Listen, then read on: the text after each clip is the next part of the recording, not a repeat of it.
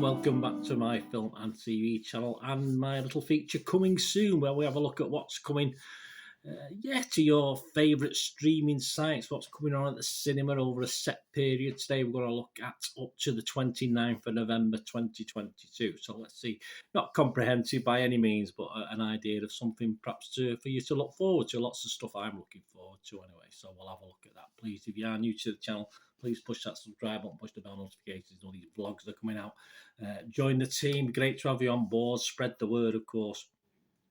And to make an old film and TV watch, very happy. I mean, if you've got a YouTube channel yourself or Twitter, it's always nice to get likes, isn't it? And thumbs up. So just give us a thumbs up, guys. Makes an old film and TV watcher very, very happy, as I say. So there you go. We'll kick off this thing. And my thanks to Yes Total Film and Internet Movie Database website, who I use a lot of information and get dates, etc., etc. So if any dates are slightly different, you can blame them. Don't blame me, blame them. So my thanks to them anyway for the basic information which I glean for this show. Right, we'll kick off on November the 23rd. Yeah, a bit of Anne Hathaway and Anthony Hopkins, anyone? Well, on November the 23rd, how about the oddly named, strange title, Armageddon Time, inspired by writer-director James Gray's own childhood. It's a coming-of-age story about the strength of family and the generational pursuit of the American dream, whatever that is. Do we have a British dream? I'm not too sure, but it's basically an autobiography on screen anyway. On Netflix on the 23rd of November, I'm looking forward to all this, but especially this one. We have Wednesday. Yes, Tim Burton's TV debut. Well, he does 4 of the 8 episodes anyway. It's Wednesday is, of course, from the legendary Addams family. And in this, she is shipped off to her Nevermore Academy, the Gothic boarding school where parents Morticia and Gomez first met. Oh, bless.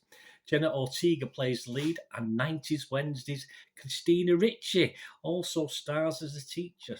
So I'm looking forward to that. 8 episodes, brilliant. I can't wait.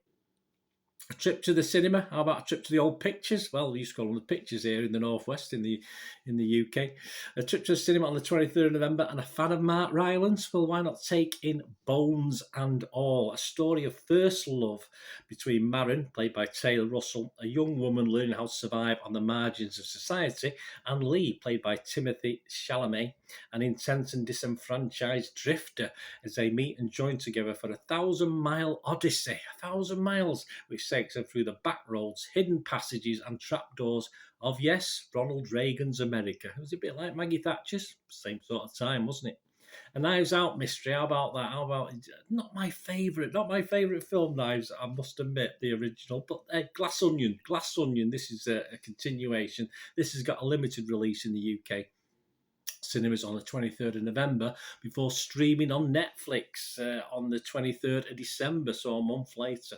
And it's about famed Southern detective that we've all been introduced to, Benoit Blanc, played by Daniel Craig, of course, who travels to Greece for his latest case. Not a bad place to be. I look forward to some good scenery anyway. Edward Norton and Kate Hudson are amongst the rest of the cast for that one. And how about a Disney retro sci-fi feature? Well, in the cinemas from the 23rd of November, we have something called Strange World, and it's a story of the legendary Clades, a family of explorers whose differences threaten to topple their latest and most crucial mission. This is from the writer and director of one of my favourite animation films of recent times, Raya and the Last Dragon. Features amongst many the voices of Jake Gyllenhaal, Lucy Liu, and Dennis Quaid. Yeah, $120 million this cost, so we'll see what the old Big Ear studio have come up with for this. It'd be interesting to see. And staying with the old Big Ear studio, over to Disney Plus from the 24th of November, and a long-awaited follow-up. I don't know who's waiting for it. I suppose I was. I liked something called Enchanted. Remember that? A fairy tale. Now we have Disenchanted, which is probably more to real life, isn't it? It takes up the story, though, 10 years after Happily Ever After. Giselle, Robert and Morgan moved to a new house in the suburb of Monroeville with a new addition. Wonder who that is. The community is overseen by Malvina Monroe, who has nefarious intentions for the family. Of course she has. When problems arise, Giselle wishes that her lives were the perfect fairy tale. The spell backfires with Giselle rushing to save her family and her homeland of the Kingdom of Andalasia before the clock strikes midnight. So lots of little Disney Easter eggs in this, apparently. So one not to be ashamed to watch more than once, to try and keep a pen and paper ready just to find all those little Easter eggs and homages to Disney things past. And amongst the names in this, we've got Amy Adams, James Marsden, Patrick Dempsey, and Idina Menzel. Guillermo from Disney to a bit darker, yes, definitely darker. Guillermo del Torres, and but a little bit of darkness for the family. I think this is a family film, I was fair to say, and it's an animated classic, of course, The Tale of Pinocchio. I remember going to the old pictures when I was a kid, and I must have watched Pinocchio many times. Happy days. And this is due in cinemas on the 25th of November and on Netflix for streaming from December the 9th. So if you want to watch it on the big screen, then catch it on streaming. And this has been called, not by Guillermo himself, but by some other people, poetry in stop motion. Yes, it's a stop motion animation. And are you ready? So that's something I'll be looking forward to. Well, I probably won't be able to get to watch it the pictures, but I'll certainly watch it on the streaming. Guillermo del Toro. I'm watching Cabinet of Curiosities at the moment as I'm recording this. Yeah, a bit hit and miss. So let's hope this Pinocchio isn't. And ready for some sexy sizzle. How about this on the 25th of November?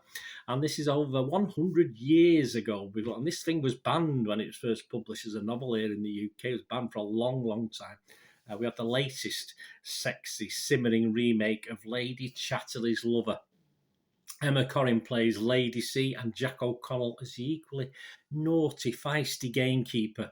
And be prepared for the final chapter of this film, which actually deviates from the book. So expect plenty of earache from people. That's on Netflix on the 2nd of December. So there you go, a quick cinema release followed by Netflix on the 2nd of December. On the 25th of November, fancy a family musical? Well, I've seen a few little few advertising things for this so far. We've got Roald Dahl's Matilda the Musical, the 88 book, the 96 film, the 2010 musical theatre production. We now have the big screen adaptation.